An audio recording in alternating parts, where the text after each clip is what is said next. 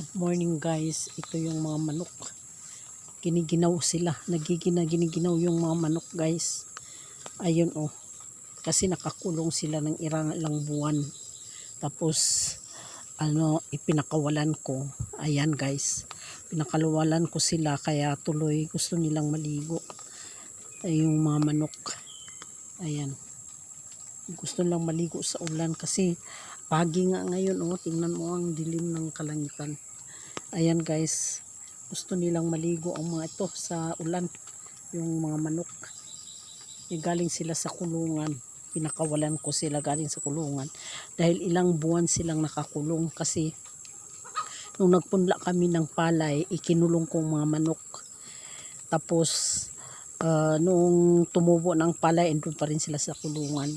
Tapos ngayon, nung nagtanim na kami ng palay, nakakulong pa rin sila.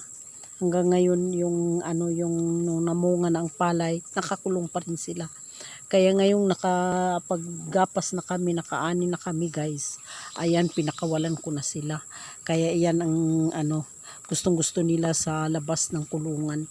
Kaya iyan guys, ganyan na sila oh. Oh, yung mga manok na yan. Yan. Makati siguro mga katawan yan. Kaya yan na kamot sila ng kamot sa kanilang bibig, sa kanilang katawan. Gamit nilang kanilang bibig eh. Yan lang yung tuka. Ayan guys. Yung mga manok na yan. Kasi pag nakakulong kasi ang manok, hindi sila nasisikatan ng araw. Hindi yun nasisikatan ng araw yung mga manok. Kaya yan, siguro miss na nila yung nasa labas sila. Kaya yan, nung pinakawalan ko sila, parang ang saya-saya nila guys oh. Yung iba andun pa sa palayan, yung ibang manok, kasi natagal ng konti ko na silang pinakawalan. Ito mga ito, ngayon ko lang araw na to, ngayon ko lang sila pinakawalan. Kaya lang pag nagtanim ako ng pitsay, kakainin nila yung pitsay, yung dahon ng pitsay kakainin ng manok. Kaya kailangan uli kailangan uli silang makulong. Kaya ngayong maliliit pa yung pitsay tanim ko, hindi ko pa sila ikukulong kasi nakakaawa naman. Kailangan nila ang init eh, sikat ng init. Kailangan rin ng mga hayop ang sikat ng init guys, kasi kapag hindi sila naiinitan, nalalanta ang kanilang katawan kasi walang init sa kanilang katawan. Kaya ngayon nung pinakawalan ko na sila, ayan na ang ginagawa nila. Nandiyan sila, nagtipon-tipon sila dyan oh. Nagtipon-tipon na para lang ewan ko kung anong ginagawa nila, pero yun oh, kinakamot nila ang kanilang katawan sa pamamagitan ng kanilang tuka. Ayan, sa pamamagitan ng kanilang tuka, kinakamot nila ang kanilang kilikiling, kanilang ba yun, yung tawag nun, yung pakpak, yung sa ilalim ng kanilang pakpak.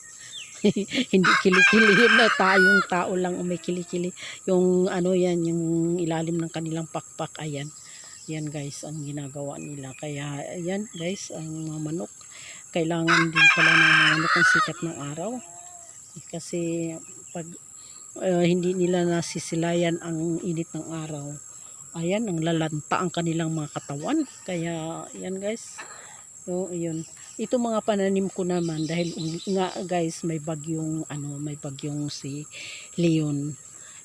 Ulan ng ulan kagabi pa, ang lakas ng ulan. Kanina mga mayroong gumuho ng lupa dun sa kabila, gumuho yung lupa sa kabila. Sana walang bahay dun sa baba, pero wala naman ata, gumuho yung lupa nung kaninang konti, kasi walang tigil ang ulan dito sa amin guys. Kaya ayan, lalambot ang lupa. Kaya kung lakas uli ang ulan, yan, guguho na yung lupa. Kaya nakakatakot din pag namahay ka, nakatira ka sa paanan ng bundok, nakakatakot din. Kaya ina-advise ng ating pamahalaan na huwag tayong maninirahan sa gilid ng bundok, dahil pag may ganitong sitwasyon, may mga bagyo at saka walang tigil ang ulan, yan, lalambot ang lupa at kukuho. Kaya yan guys, pati mga hayop rin nakakaawa din pag palagi silang nakakulong, kaya hindi sila masisilayan ng araw. Kaya yan, nanghihina rin sila, lalo na tayong mga tao, no? Kaya yan, kailangan rin silang pakawalan upang masilayan sila ng araw, at saka lalakas din ang resistensya ng kanilang katawan, kasi kailangan rin nila ang sikat ng araw eh. Kaya guys, ito mga pananim ko yan, basang basa yan, yung mga pananim kong kadyos, pananim kong ayun, okra, yun namumunga na yung okra, ayun, namumunga yung okra ko. At saka yung mga sili ko guys, alam mo nung bagyong Christine, pinadapa niya yung sili ko, at saka nalulugas yung mga bunga niya. Kaya yan guys, bunga ng ng sili. Ayan, bunga yan ng sili guys. Ayan, ito mga naman to, mga kadyos. Itong aking tanim na na talong. Ayan guys, ayan pero alam mo, in fairness yan sinira na putol, pinutol ng bagyong si Christine. Itong mga talong pinutol ng Christine, yung bagyong si Christine. Kaya ayan yung mga sili ko, tingnan mo anong nangyayari. Yung talong, anong nangyayari din. Mga pananim ko, ayan, may mga bunga tingnan mo, may mga bunga yung mga pananim kong yung mga bungang pananim kong talong. Ayan guys, kaya lang yung iba nasisira. Ayan awa ng Panginoong Diyos, meron din mga bunga ang aking mga talong. Ayan, may mga bunga ang aking mga talong. Ayan guys, ayan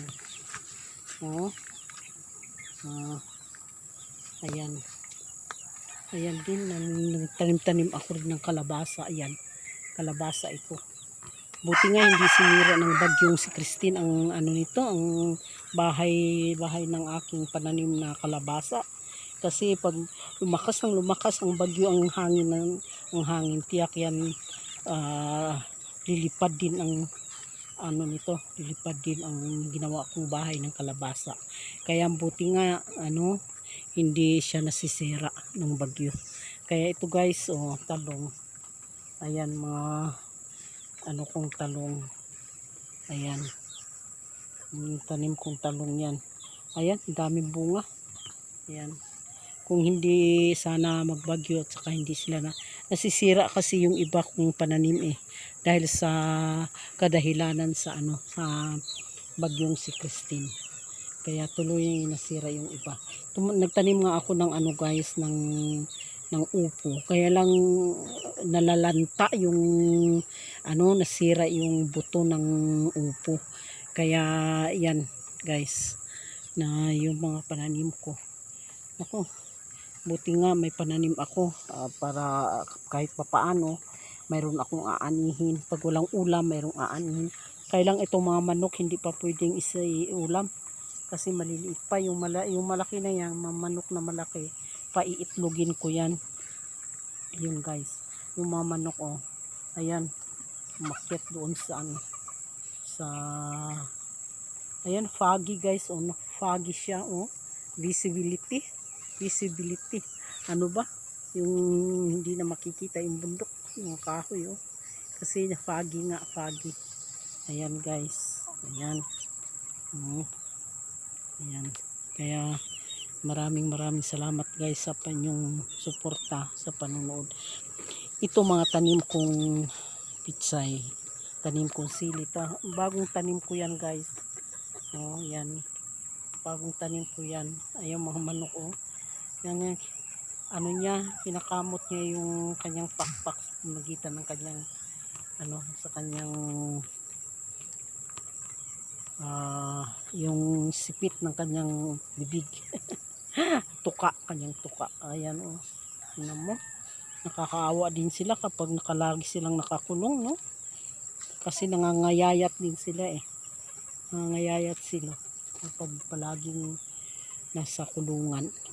Kaya yan guys, ngayon kahihinto lang ng ulan, pero maya maya na naman aambon na naman, saka uulan na naman. Sus, nako, ang hirap din ng ngayon sabi ng Pag-asa ano daw tayo, La Nina. Kaya anong buwan na ngayon? November na. November 1 na bukas. Araw ng mapatay. Pero mayroon pang bagyo na si Leon na nakakaawa yung mga tao dun sa Batanes. Signal number 4 sila. Dito sa amin, signal number 1 kami, pero ang lakas ng ulan, guys. Ngayong gagabi, ang lakas-lakas nga ng ulan ngayon naman, ayan, maya-maya lang ng konti, ulan na naman. Kaya nako, ang hirap din ng kasasaad, ang hirap din ng ng kalagayan ng palaging may ulan. Hindi nga nabilad yung palay namin Kaya hindi ko alam kung tutubo yung butil ng palay. Kaya sana iinit na bukas. Pero bukas ata lalabas ang bagyong Silyon dito sa ating at sa Pilipinas. Kaya maraming salamat guys sa inyong panonood sa aking mga video. Kung hindi ka pa nakasubscribe sa aking channel, paki-subscribe guys, paki-like na rin. Maraming salamat guys. Maraming salamat. Okay.